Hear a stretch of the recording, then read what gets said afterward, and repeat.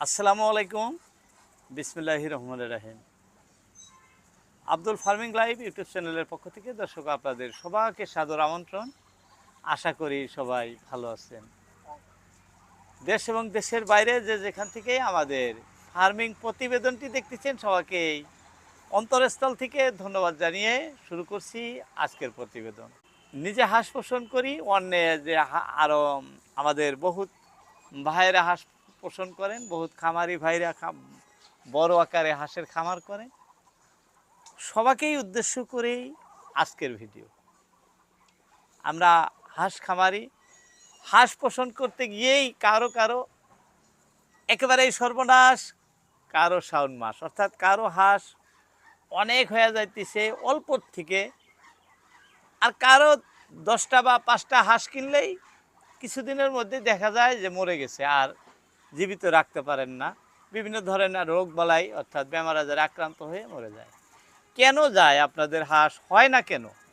ইচ্ছা তো আপনাদেরও আছে, হাঁস খামার করবেন।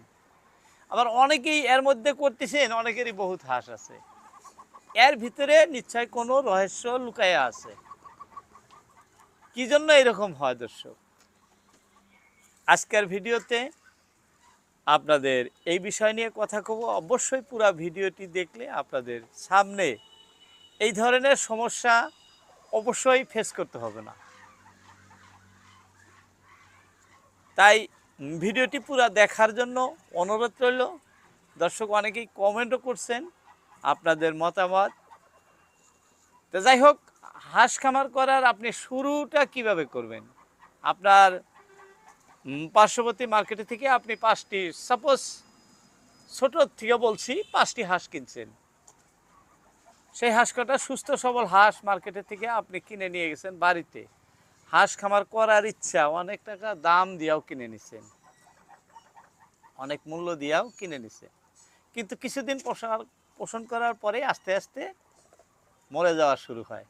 আজকে একটা, কালকে আর একটা, পরশু দিন আর একটা, কোনবার সময় এরকম হয় 2 দিনের মধ্যেই শেষ হয় কি না?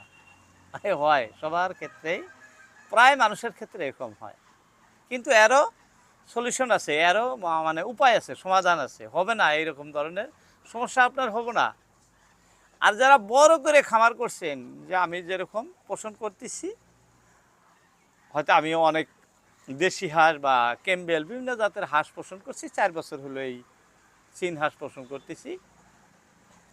এই ব্যাপারেও মানে এই ধরনের সমস্যা হয়ে যায়। কোনোবার খামারি একেবারেই ধ্বংস হয়ে যান, আবার কারো দেখা যায় কোনো রকমে বেচা মানে আসন চালানো ওঠে না, লস হয়ে যায়, কারো একেবারেই লস হয়ে যায়। এরকম বিভিন্ন সমস্যা বিভিন্ন জনের হয়। এইগুলো কেন হয়?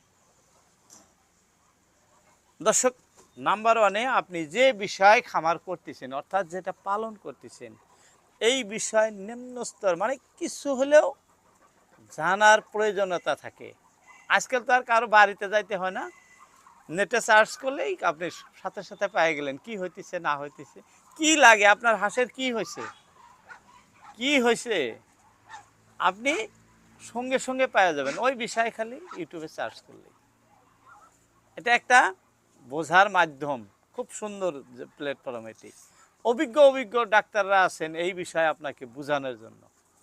প্রথম কথা, কিছু হলেও জানবেন।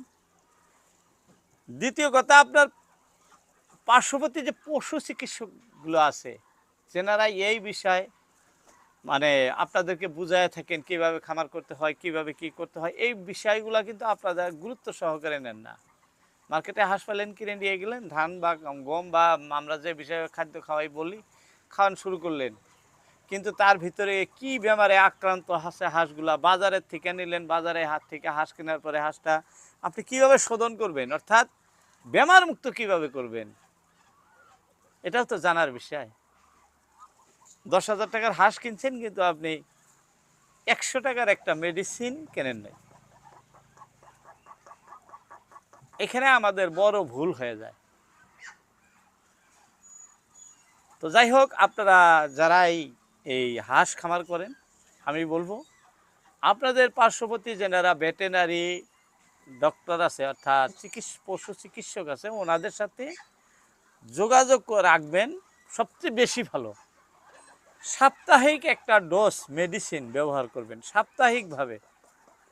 মানে যে কোনো একটি নর্মাল অ্যান্টিবায়োটিক মেডিসিন আমাদের ইন্ডিয়াতে লেকজিন, মেটাপেরি, ভ্যানডক্স অনেক প্রকার আছে, আমরা ব্যবহার করে থাকি। এই যে ঠান্ডার মরশুম, এই ঠান্ডার মরশুমে আমাদের এখানে বেশিরভাগ অ্যান্ড্রোফ্লক্সাসিন খুব ভালো উপকারে আসে। এটা আমাদের মানে পশু চিকিৎসক যেনারা পরামর্শ দেন। এই ধরনের যে কোনো একটা মেডিসিন সপ্তাহের ভিতরে একদিন, অর্থাৎ 1 লিটার পানিতে 1 গ্রাম মেডিসিন সপ্তাহে যদি আপনি একদিন খাইতে দেন, অর্থাৎ মাসে 4 দিন পরে এইভাবে যদি চালায় যান, মাসে 4 দিন 4 বারং 48 দিন, বছরে 48 দিন দিতে লাগে। দেখবেন আপনার হাঁস অনেক দিক দিয়া কিন্তু ঝুঁকি কমে যাব। বা মুরগি হোক, গরু হোক, ছাগল হোক, অনেক সাইড দিয়ে কি হয়, ঝুঁকি কমে যায়, বেমার আগে আক্রান্ত কম হয়।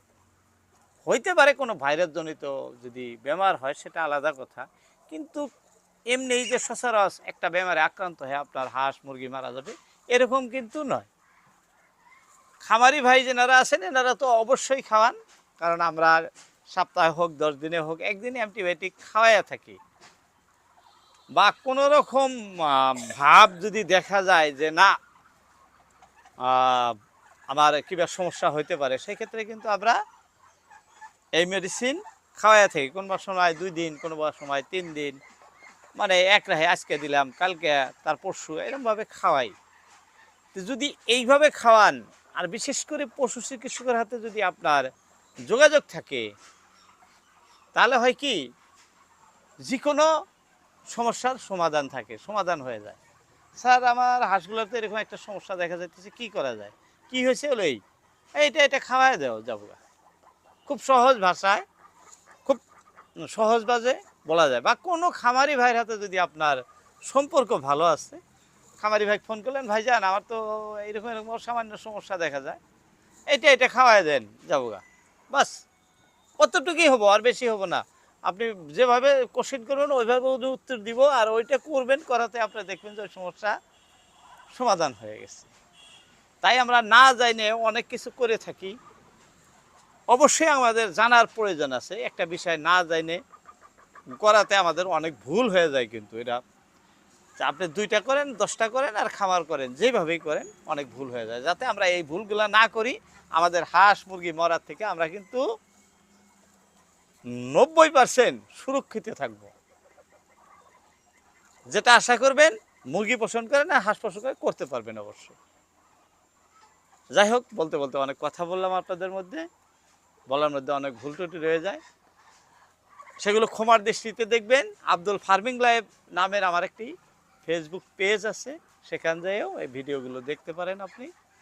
সেখানে খুব অল্প সময়ের মধ্যে বোঝানো হয়। যাই হোক, এতটুকু বলেই ইতি টানছি। আপনাদের সবার মূল্যবান সময় ভিডিওতে দেওয়ার জন্য সবাইকে অসংখ্য ধন্যবাদ।